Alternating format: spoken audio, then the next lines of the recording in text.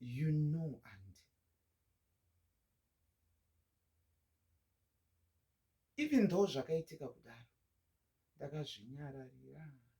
Handina chandakataura kuna anybody.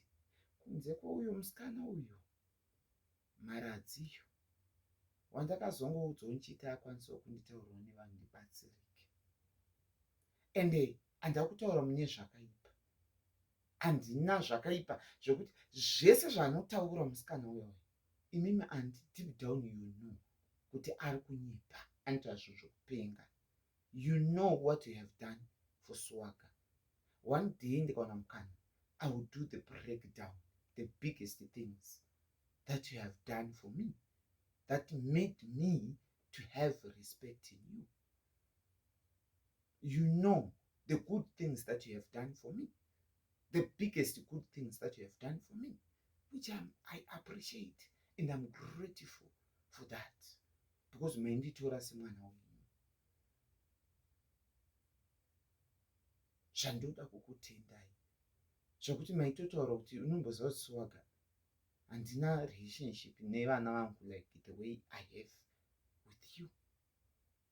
I don't know why. Saka I believe kuti maitondida nemoyo wese. I believe kuti mamakasitumwawo naMwari, ende zvishua ndakaklika nemi zvekudaro. Handidarike zuva ndisina kufungai, handidarike zuva ndisina you know, mufoni mangu munawo mapictures akawandisa amaimbondipa arimo. Panongoenda go through phone, ndinobva ndangosangana nemi ndongoti how are you aunt, ndichitaura ndega. I believe kuti one day Mwari vachazoita kuti tizova futi, because zvinotaurwa nevanhu zvinotaurwa. Vanhu vanoti ndaikubatirirai, ndaikudzvinyirirai, ndaikutongai, ndaikuudzirai zvokuita nemari yenyu, ndaikudai. You know me, and I don't need to justify. You know me, and you are one person from this world anonyatsoziva who Swaga is. It's and you know kuti handina zuva hwanira ndakambokuudzirai zvokuita nemari yenyu, handina zuva hwanira ndakambokuudzirai kuti don't go kuplatform yanhingi, handina zuva hwanira ndakambokuudzirai kana kukudhimandai kuti chitonipai. Ndiri kuti you know zvinotaurwa nevanhu, let them speak, only God knows. Although I came to inbox ndichitaura kuti misa you this and that chichi mukaignore, but anyway it is what it is. Ende chimwe chinhu chakazoitawo kuti ndizobva ndazokanganisa pakuzotanga kuzotaura zvisina nebasa, zvandinobhilivha kuti ndakatadza. Ndakakutadzirai and I am very sorry for what I did. Ndakakupromisai kuti even anything happened between you and I, with this love and the respect I have for you, I will never talk to you anyhow or talk about you anyhow. This is why ndandakanyarara pays up. Chakandibata ndechekuti after all pamakangondisiya ndiri, ndaspenda mari, ndaita sei, mukunyatsoziva kuti Swaga zvakatomuumira. Pandakakuonai uko muchiisa mastaa pandiri kuparadzwa, pfungwa dzangu dzakangoti saka this woman didn't love me. This woman chokwadi, why would she do that? After all she knows pavakandisiya ndiri, mari dzese handichina, zvose then she goes and posters pandiri kuparadzwa. Vese vanhu vese vamaingo vapa kubvira kudhara. Handina munhu wandakambokuti musape mari, handina munhu wandakambokuti musabatsire, not even one. Deep down, kana even God knows. Asi vanotaura just because the reaction I did panhau yemasters pamaipa mukomana, and then people thought because of the way I said it ndozvandaikuitai. But nyaya yangu yaingwe pakuti pandiri kuparadzwa, the way I'm being destroyed like that, and after all knowingly kuti makandisiya panguva yakaoma, without me knowing, without telling me anything. I went kune mukomana ndikamukumbira kuti this and that, akangonditi achazodzoka nereply, akazondiignora. Ndikazvinyararira ndokuzotrastawo shamwari kuti ndibatsirikane. Ndo wandakachizotaurira chokwadi chezvese zvakaitika, although chichizouya pano achizoexaggerata zvinhu achinyepa. Imimi vese vakanzwa zvese, deep down, even kana zvokunzi hanzi ndodzwira jealousy kuna Sweden zvaaitaura. Dai ndainzwira jealousy, was I going to introduce you and kuna Sweden? Was I going to stand with Sweden? Was I going to pray for Sweden? Zvese mitsanyo yamainditi bata namatafu munina wako, this and that, zvese zviya. Dai kuri kuti ndinomuitira jealousy. But only God knows. Mwari ndiye anoziva. This is the last time to talk about it. This is the last time kuti muzondinzwa futi ndichizouya pasocial media ndichitaura nezvazvo. Ndinenge ndisiri nyama dzangu, and pane zvese zvandakakutadzirai, chingava chipi chakakurwadzai, ndozviziva mumwoyo munogona kunge makatobatirira kudai, munogona kunge mitori nehasha musingatodi kana kunzwa nezvasiwaka, which is okay, and ndinozvigamuchira. Asi chandinotokumbira ndechekuti mutonamata kuna Mwari kuti I want to forgive Swaka, even though ndisingadi kuenda muupenyu hwake, ndisingadi kutaura naSwaka, but I just want to forgive Swaka. I think only that I'll be grateful, I'll be happy. Mwari akuitirei zvakanaka, Mwari akukomborerei, Mwari akuitirei zvose zvamunoshuvira, with all the good things that you have done for me, including the passport yandinayo, kuti nditova zvandiri, ndi-existe. It's you. Although pane vaibetseredzawo, but you did the most. So ndo panonyanya kuita kuti pega chero pandaimboita hasha kana kuti ndosaka ndisina kukwanisa kana kukudzai kuti kutseki chaiyo, zvakandiremera nekuda kwekuti jeni yepassport the struggle, I think iko zvinezvi ndakuita ndichihila, I'll be able to tell people how good you were, ndichitaurawo zvakanaka zvamakandiitira, ndichitaurawo all the good things that you have done for me. The journey yangu nemi, at least ndisina hasha. Chandakutokumbirawo chekuti mungonamata kuna Mwari kuti mundiregerere. Please forgive me, and Mwari akutungamirire. Chechitatu, Ndakuda futhi kuti nditende. I think okay, izvi zvega nditende masocialite ndobva ndakati ndotanga futi.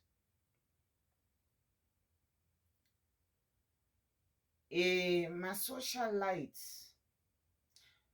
andinoda kutenda vakoma Sabina,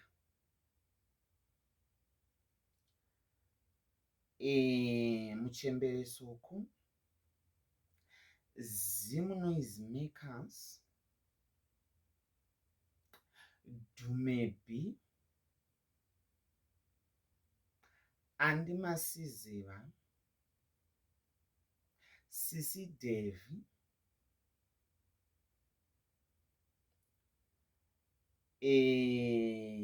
Ruthi Moyo, Fungai Mutisi, The Ghost,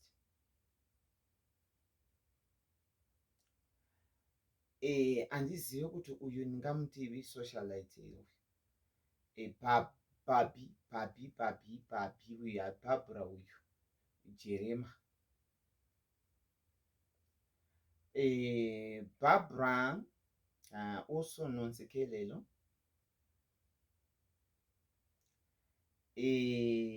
Ndiani umwe guys, ukaonawo zita rako risina kuzoda ndetiwe musafunge somehow, because zvinhu zvine zvakawanda, unenge ndichitaura zvinhu zvakawanda, saka sometimes unogona kukangamwa. Anonzani uyu Sheriwe. Ndiani futi umwe. Am I sensitive? Umwe futi ndiani?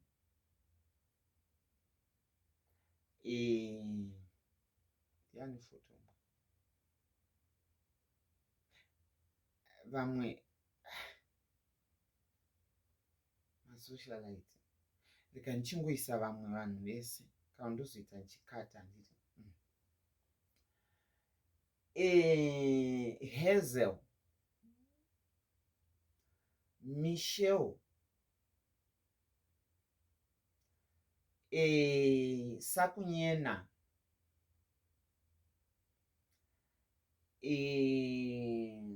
ndiani umwe.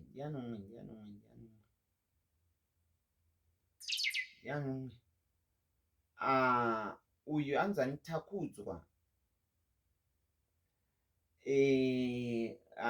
Chidorutendo.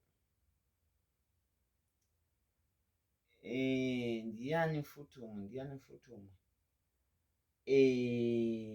Anzani Zimu Noise Makers. Ndakutenda, ndakudedza zita kuti ndakutenda. Zimu Flix.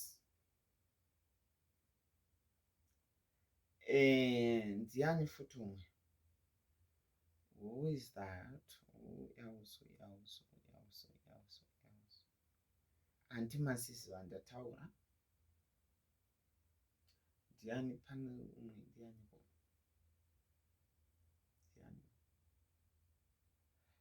Anonzani uyu Golden Heart. Chipo Chopera. Ndiani futi umwe? Ndopa kuzokangamwa vanhu ipapo. Vakoma Matigimu.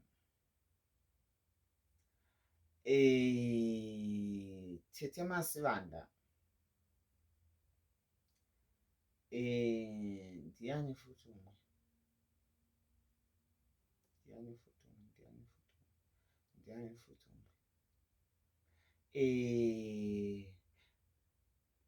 Captain wokuTikTok.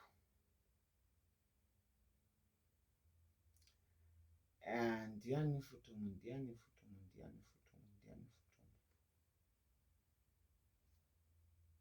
Ndine vanhu 2 vandichaisa paside vandoda kuzomboti nditaure navo. Vandoda kuzombotaura nezvavo ndichiclarify something so that pajeki ipapo ndiani futi umwe ava ndichazovataura kokupedzisira ndakutaura because pane zvandinge ndautaura pamusoro pavo. Ndiani futi umwe chibhebhenenge anonzi anuyu DJ Sakume, Doreen Masomera, ndiani futi umwe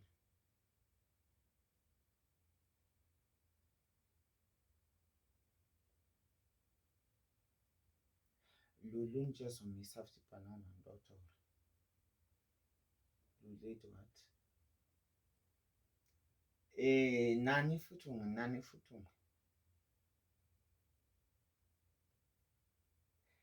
maghosti anomira nini vandinoona vanondisapota mostly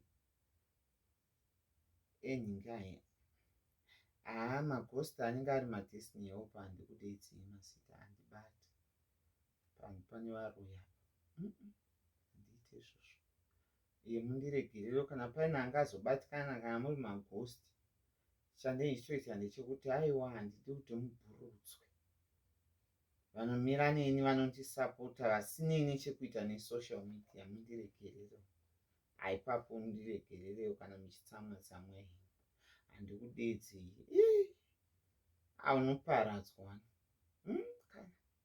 ndiani futi umwe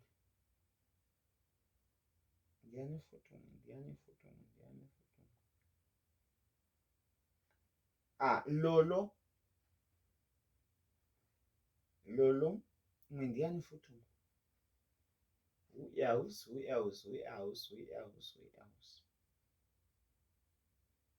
vese vanomira neni kana paine vandenzai ndafunga guys ndechingonema mazita because tichiripo tautokwanisa 1 hour izvezvi pavhidhiyo. Ndiani futi Sisimeki, mama mai Mazowe, ndiani futi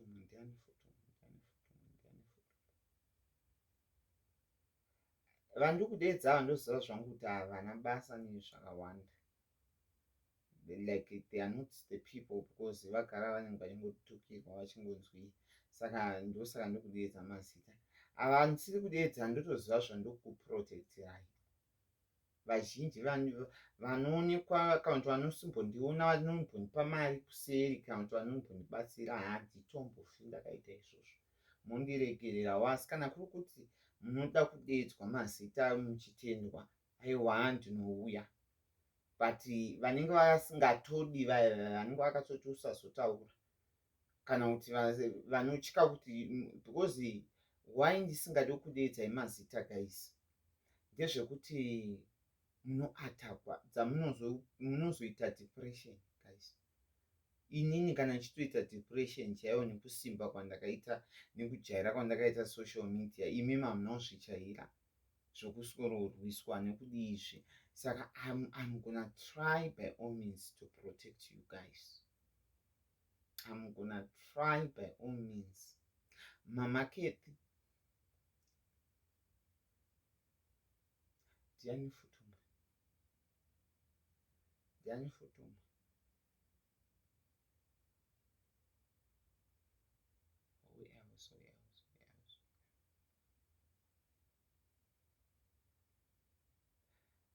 pane vandambodana mazita ndoda kungoti makanyanya guys, ndoda kukutendai either you support me nemari, either you support me nemashoko nekundisimbisa nekumira neni mumastriti fadzi ndichazokuisa futi kune vanhu vandoda kuuyisa ndichazokuisa kune vanhu vandoda kuuya pane zvandambotaura ndiani futi umwe yeah. Makanyanya guys. I don't know how to thank you. I don't know how I can make you feel appreciated so that munzwisise, but Mwari akutungamiriri. Some noise makers wakaita kuti rudo rwako pandiri wakanyatsoruzadzisa, and then I swear with my father's grave ndopika namai vangu chaivo vandinoda kudarika chinhu chese chiri pano pasi. I will never disappoint you. You are the best.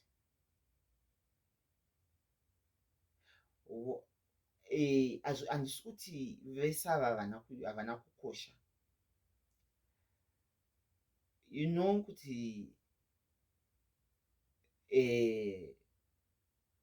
there is a lot that I appreciate. My advices, kumira, kundionesa, kundipo advice, kumira. Oh, pane munhu andandasiya futi. Okay, ngandizotanga ndavhunza first sangomugirisa.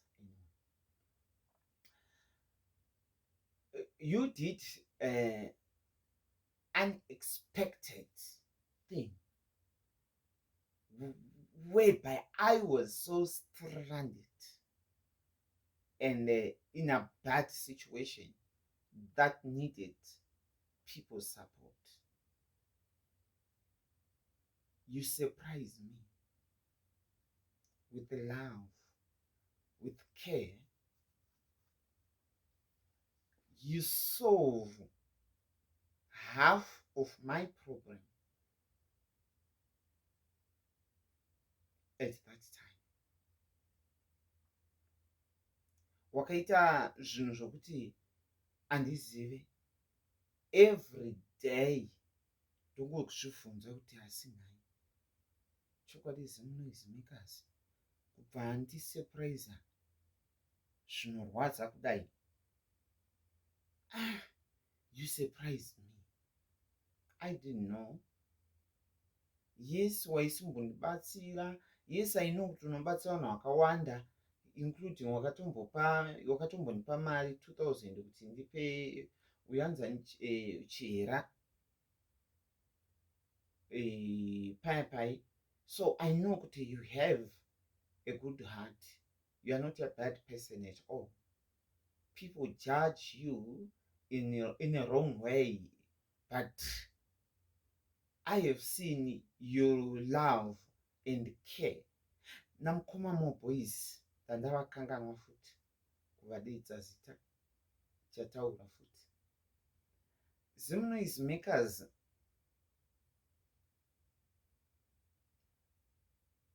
maZimbabwenzi vanofanira kubata zvakanaka.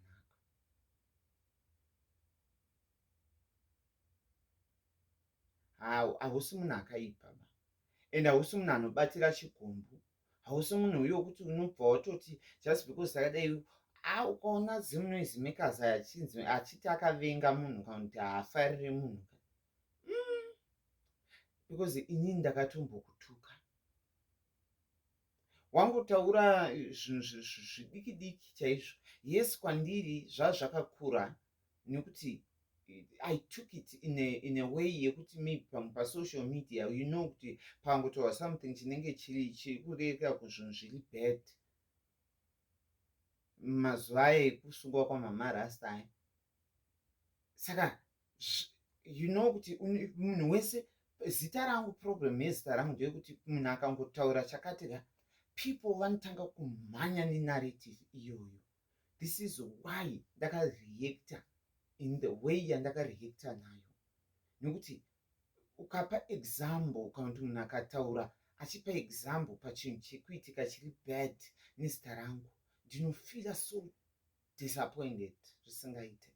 But I know very well that you didn't meant to that.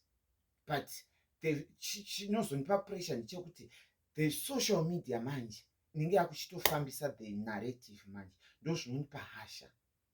But I acted wrongly. I am very sorry. I have never apologized to you for the insult that I did to you. I am very sorry. Please forgive me. Une rudo.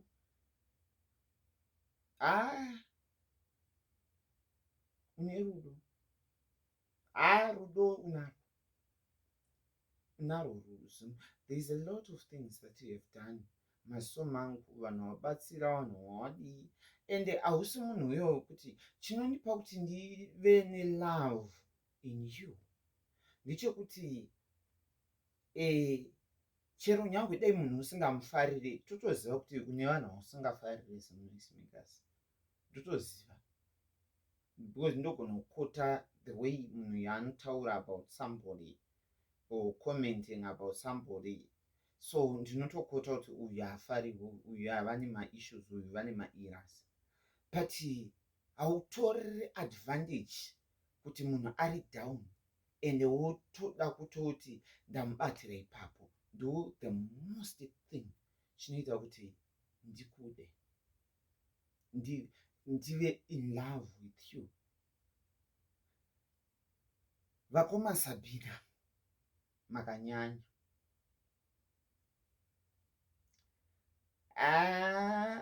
Guys, munoona kuti Sabina uyu ka musamutorere pasi guys. Musamutorere pasi guys. Mungamuonesa anenge achipenga, mukamuonesa anenge vachiita zvavo zvokuseka zvokudii zvisina nebasa zvavanenge vachiita kufara kuya macontent. Mukazoya ane rudo guys. That woman, she have got love.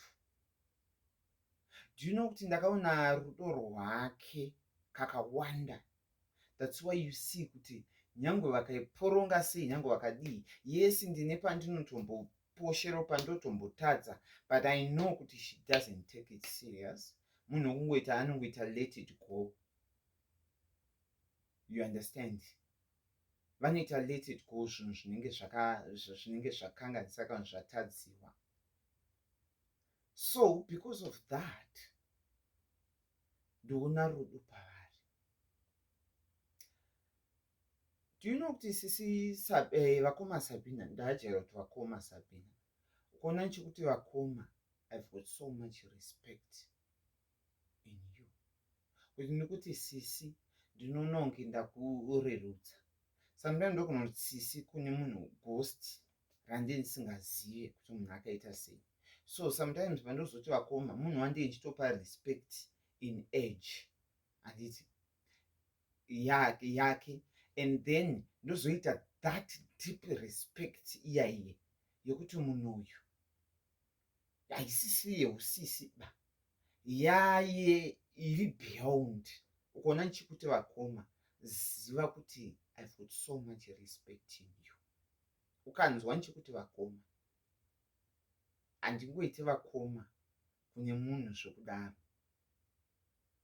So mukanzwa whenever pandoti vakoma word reya richibuda mukanwa mangu ziva kuti ndine love newe, ndinokurespecta ende ndinokuda ende ndotokuverenga muupenyu hwangu ukanzwa nchikuti vakoma. You know kuti zimunozimeka ane character inenge vakoma Sabina futi. Vakoma Sabina, we have been there for me guys.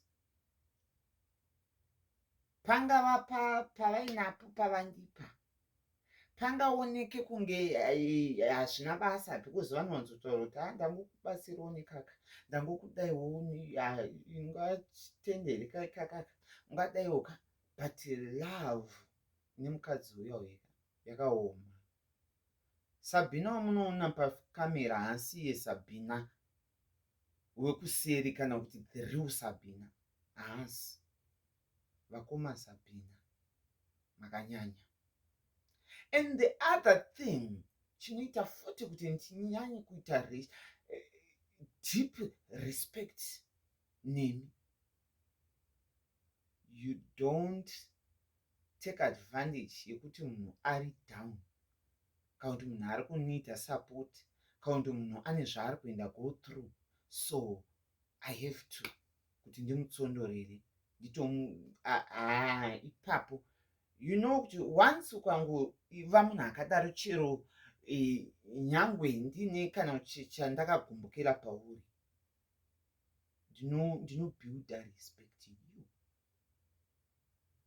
Mbuya nehanda ndatakana kumeshenai tichazotaura futi. Mbuya nehanda handataura kuti ndichangotepota chii alright again bokata ndikukontinua 1 hour 11 minutes saka ndichazoita imwe hour futi.